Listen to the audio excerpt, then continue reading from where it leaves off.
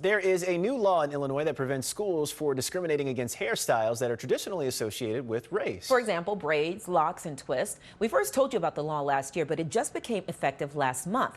It was inspired by a little boy here in Illinois, Jett Hawkins, who was told his hair violated school dress code. Well, I recently caught up with Jett and his mom, and I talked to them about their push for change. Mommy promised she will fix it. And did she? Yes. A 4-year-old Chicago boy is the inspiration for a new Illinois law that bans discrimination in schools for hairstyles like braids, locks, and twists.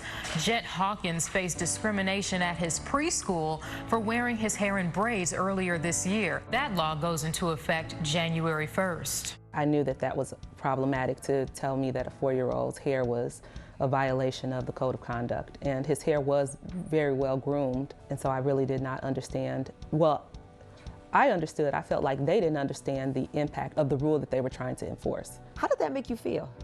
As a black mom, I feel like we all have PTSD. Every time we turn on the news and see these different stories, we absorb that energy and we understand what this world has waiting for our black sons, especially. Did they end up expelling Jett? No, I took his hair down with him, crying the entire time, which broke my heart, and that really ignited the decision that we needed to fight this out. But I didn't initially start out fighting. I started out just talking and educating. I asked them if they were aware of the Crown Act, and I expressed to them that I did not want Jett to be victimized in this way. For folks who are not familiar with the Crown Act, what is that?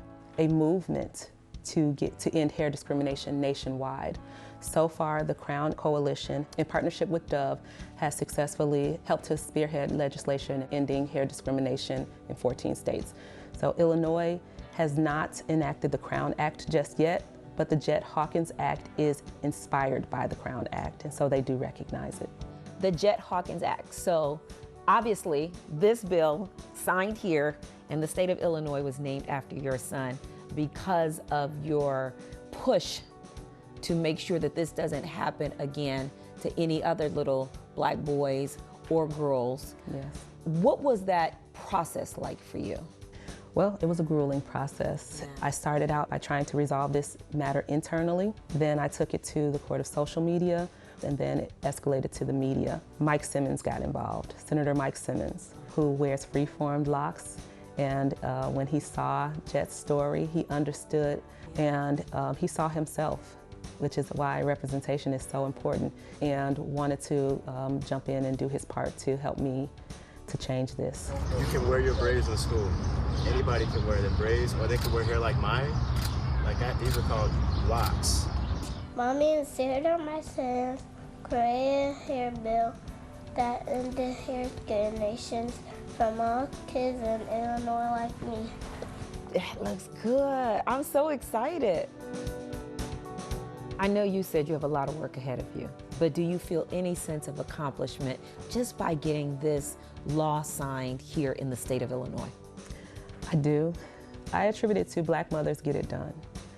I feel like I'm just like any other mom who will go to the ends of the earth to protect my child. Yeah. Like you said, black moms get it done. Black moms get it done. And it's been a labor of love. Now you are seeing the fruits of your labor. Thank you, Mom. Okay, thank you. Oh, little Jett there thanking his mama.